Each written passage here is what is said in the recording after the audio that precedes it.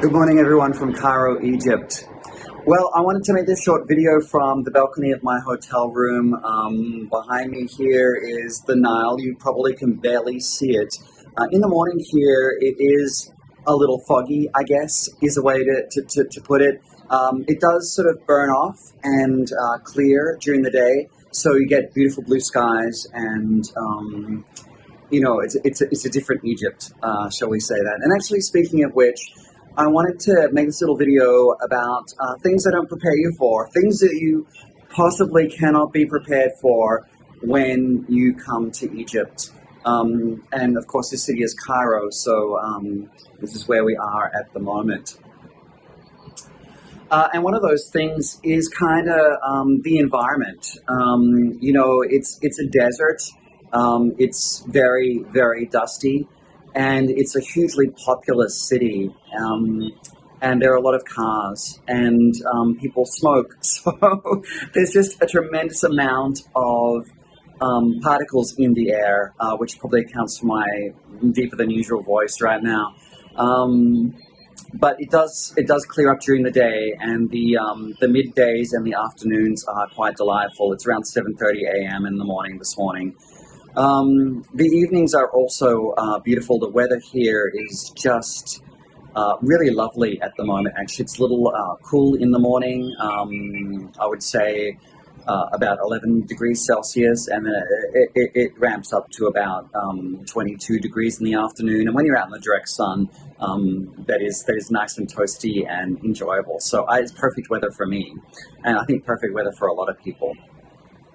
But anyway, back to more of my point. So the first thing that I really want to say, apart from the environment that you can't be prepared for, is the pyramids. We're talking about the last original wonder of the ancient world that is surviving today.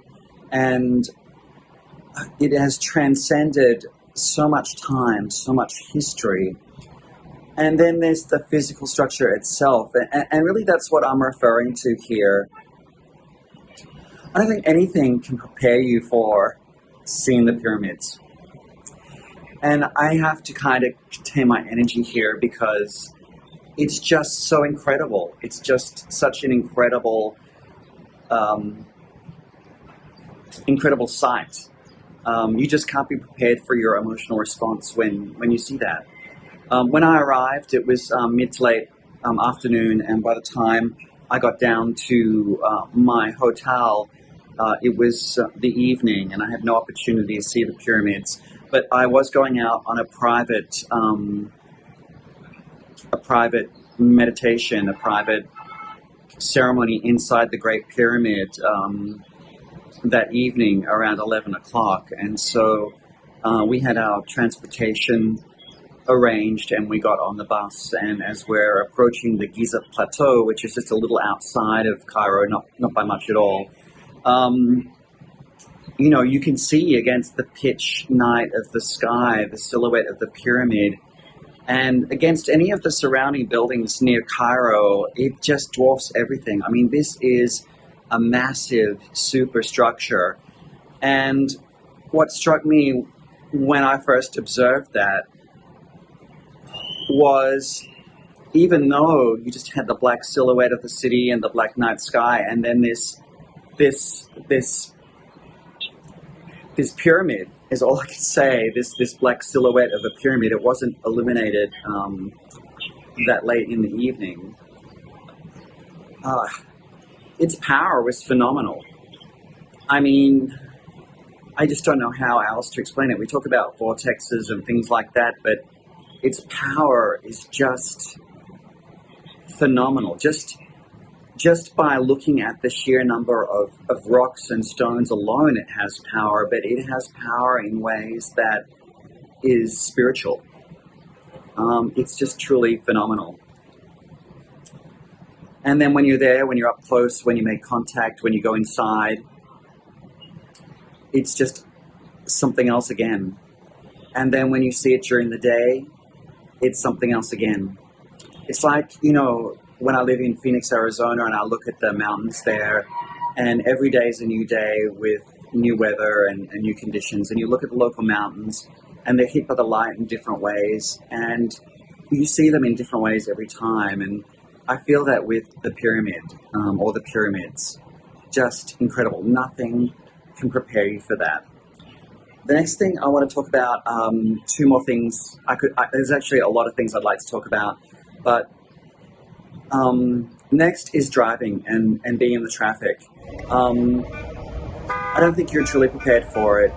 Unless you've traveled to other places of similar vein. You know, we were driving across several large bridges, for example, that had what we'd call 4 lanes or maybe 5 lanes either way for some period of time. And there are no lanes marked on the road, so people just drive wherever they fit. And trust me, they fit within inches, within centimeters from car to car, and they drive, and they just make it happen. It's truly a little miracle, and it seems to work very, very well it's not for the faint of heart, I can tell you that much. I'm very grateful that I have, almost all of my transfers and everything arranged by coach. And it's really funny because we got on the coach with our group of 33 or 32 actually. And we had a police escort. And I'm like, oh, that's kind of interesting. I don't know why we really need a police escort. I, didn't realize I was that important, It's got nothing to do with my importance or the group's importance or anything like that. They needed a police escort for us just to get through the traffic. So they need someone to say, look, move along or move out of the way. And they do constantly. They have their sirens and lights blaring ahead of us. And it's quite an experience. Is all I have to say on that one. Okay, there's a lot more I want to talk about, but I've been going on about this for a while, and I want to eat breakfast. But the last thing I want to talk about today with you that you can't be prepared for in Egypt is the dogs. And I don't mean that I literally mean dogs, and I don't mean that in a bad way. I noticed right away with a few dogs that I'd seen, and there aren't that many, but they are around, that they are the happiest dogs I have ever seen. Their tails are up, they are smiling, they are mischievous and playful. They know the whole scene. They know what city they're in. They know who they're dealing with between the locals and the tourists and everybody else. And they play it. They play it to the max. So they're just out and about, and they find their way, and they're just so happy and free. They're not trained, I guess, is a way, but they're social. It's just really interesting to see the joy in these dogs just being. I think there's a lesson in that somewhere. The other thing I'm going to say one more thing, is the language.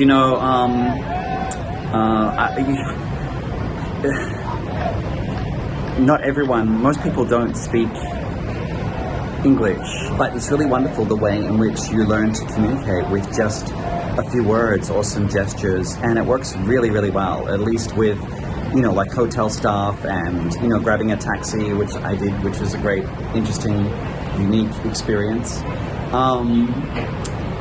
and one I actually enjoyed. Oh God, there's so much I want to say. The people are incredible, just to conclude that. The people have such incredible warm hearts. You can come here for the pyramids, but the people and the food and the environment is just worth it on its own. Alright, with that said, AJ out. Bye.